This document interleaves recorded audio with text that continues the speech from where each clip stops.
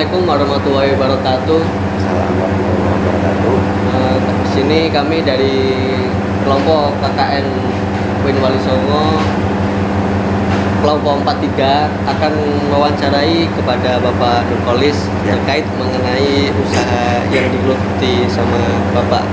Iya, monggo. Nah, dan di sini nama saya Muhammad Jaki Mubarok dan samping saya Mbak Kurnia Pangesti Apesiana dari kelompok KKN 43. dan sekarang mau langsung aja ya Pak. Ya, monggo. Mungkin Bapak bisa perkenalan dulu. Oh, gitu. Ya. Saya Pak Nur Holis. Saya perangkat desa Leban. Tepatnya Kadus Dusun Bedowo. Saya yang usaha pembuatan minyak dari kulit ari sama ampas kelapa. Ya. Terima kasih. Terima kasih Bapak. Berarti ini usaha dari ampas kelapa nggih Pak? Iya. Minyak. Nah, sejak kapan? Gimana, Kak? Bapak usaha ini tuh sejak kapan Pak? Mulai tahun berapa? Saya mulai 2014. Saya ingat saya 2014 mulai ya. Itu baru mulai. Sudah lumayan lama. Asal usulnya gimana Pak? Kenapa bisa berpikiran usaha seperti ini? Gini. Dulu sebelumnya kan saya usaha ternak sapi. Oh iya. Karena waktu itu saya jatuh di situ, harga daging kan anjlok waktu itu. Makanya terus saya berhenti. Terus itu ada teman dari Lampung yang istilahnya ngasih tahu untuk memanfaatkan ampas kelapa bisa diproses untuk pembuatan minyak. Ya, seperti itu. Ini Bapak usahanya dari nol atau bagaimana? Ya, kita mulai dari nol. Pertama,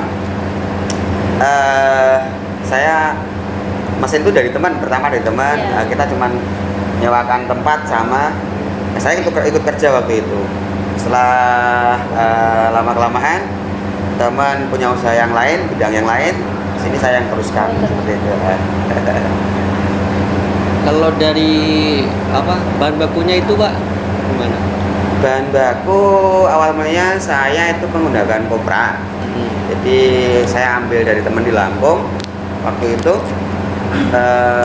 saya coba 1 truk. Cuma setelah kita proses ternyata istilahnya kan tidak masuk karena istilahnya antara pembelian bahan baku, kos produksi sama penjualan minyak tidak imbang gitu. Jadi antara pemasukan sama keluaran kan tidak imbang. Makanya terus saya cari alternatif yang lain. Kira-kira apa yang kita bisa manfaatkan untuk pembuatan minyak ini. Waktu itu saya mikir kenapa nggak kita pakai dari limbah? Nah, karena istilah kan sama-sama kelapa. Padahal waktu itu kan kita mikir unsur minyak di dalam kelapa kan cuma dari kulitnya, bukan dari dagingnya. Makanya saya coba seperti itu. Alhamdulillah sampai sekarang berjalan. Iya.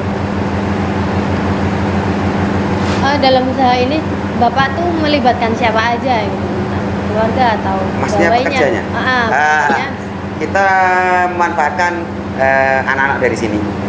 Jadi ya sebagian ada yang dari desa yang lain.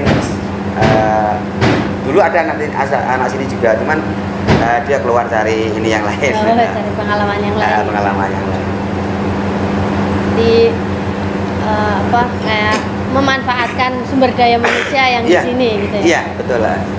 Sekali istilah kan biar mereka bisa kerja tuh Mbak, istilah bisa kerja, terus saya juga bisa jalan. Kalau misalkan ini kan di open dulu ya Pak. Ya. Bahan bakunya di open dulu, habis itu digiling ya Pak? Iya, di press pakai mesin. Iya. Mesin namanya screw press. Oh, namanya screw press. Screw press. Jadi memang sebenarnya mesin ini kan kita manfaatkan untuk ngepresan biji jarak. Waktu itu kan booming pembuatan dari bahan bakar dari alternatif kan waktu itu jarak kan. Ternyata kan sekarang kan nggak ada lagi kan, hilang kan. Makanya saya beli mesin ini ternyata bisa dimanfaatkan untuk ngepres ampas kelapa ini. Nah, sekarang kita pakai mesin. Kalau bahan baku, alhamdulillah kalau pas pada waktu musim kemarau lancar sih, karena mereka istilahnya kan tidak kesulitan untuk pengeringan. Saya kan harus kering, untuk dibelah harus kering. Nah kalau musim seperti ini, musim hujan, mereka kan kesulitan. Makanya kan saya terima yang basah, kita open sendiri, kalau sudah kering kita press. Dan untuk ini Pak, apa pemasarannya Pak di mana saja? Kalau pemasaran, alhamdulillah minyak lari ke Surabaya.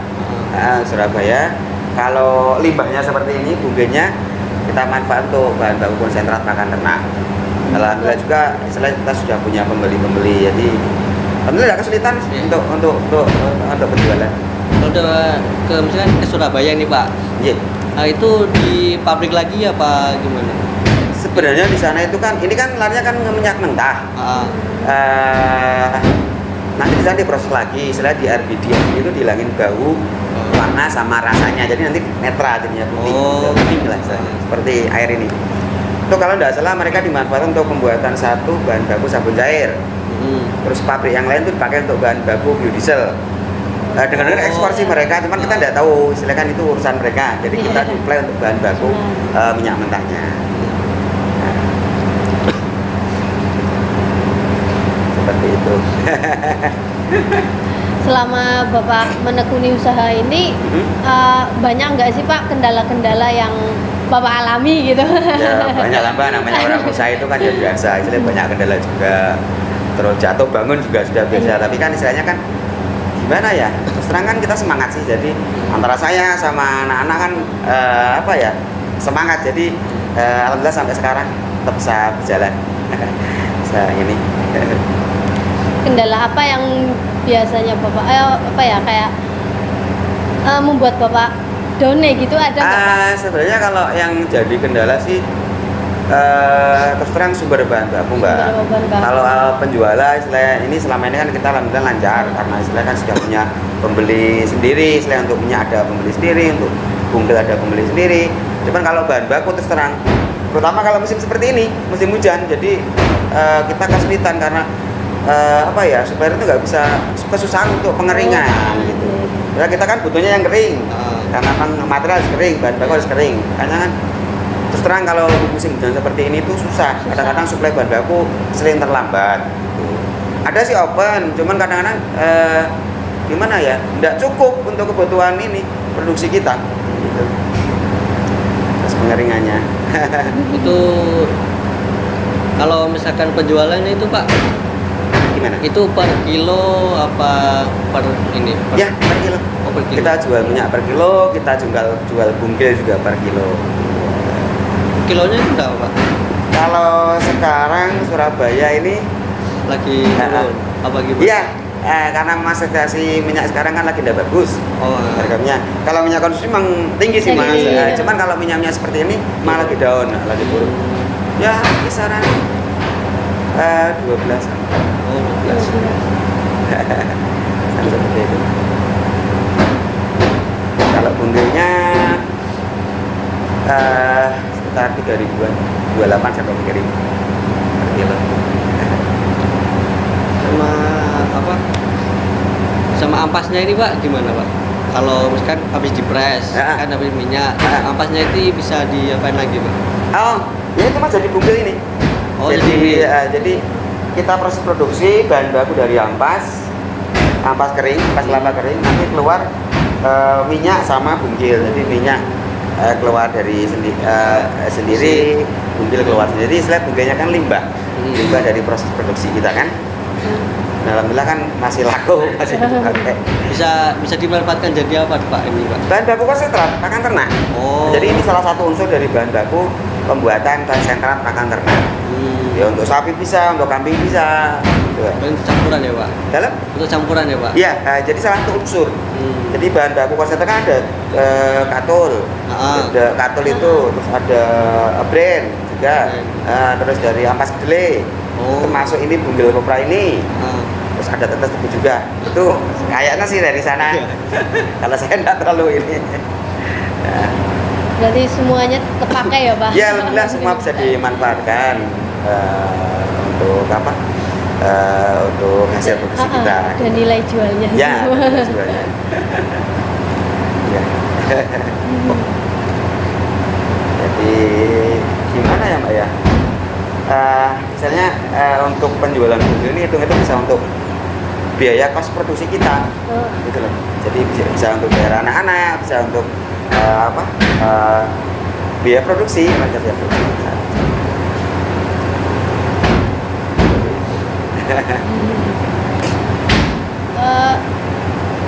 Sebelumnya nih Pak, Bapak pernah berpikir nggak sih apa Bapak mau buka cabang yang lain atau buka usaha yang lain gitu Pak? Sebenarnya pengen sih Mbak, cuman istilahnya mungkin masih jauh. Karena tapi ada harapan ada kita sih, ya, cuman kan gini, terus terang kan kita kesulitan untuk produksi kita kan masih pakai diesel, otomatis kan kita harus pakai bahan bakar solar, sementara dari pemerintah kan untuk pemberian solar sekarang kan kita dibatasi, makanya agak kesulitan itu. Sebenarnya lebih enak itu kalau kita produksi pakai elektrik motor, pakai listrik. Karena kita jaringan belum ada, ini masih satu pas kan. Kalau untuk produksi kan harusnya kan pakai 3 pas. Nah itu yang jadi kendala kita. Kita belum ada jaringan 3 pas ke wilayah sini. Jadi itu untuk kendala kita produksi. Kalau mesin ini Pak, ini belinya di ini kan produk dari Taiwan Mas. Oh dari Taiwan. Jadi kita kita beli lewat importir di Tangerang. Jadi kita inden dulu, kita istilahnya pesan dulu di Tangerang, di teman di Tangerang, saya ngambil, setelah mesin datang baru kita beli gitu. Berapa satuannya itu mesinnya Pak? Waduh. Sekitar dulu belum sama penggeraknya 45. Sebelum sama penggeraknya, jadi cuma mesin. Lumayan ya Pak? Ya lumayan. Lumayan itu.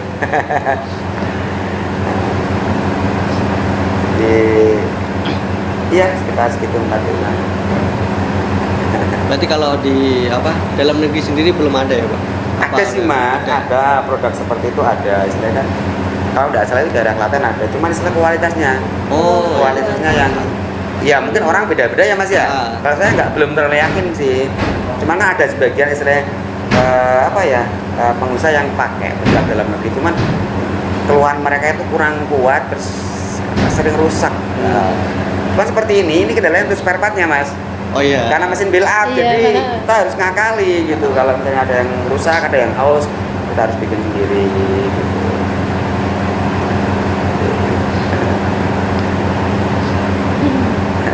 Terus,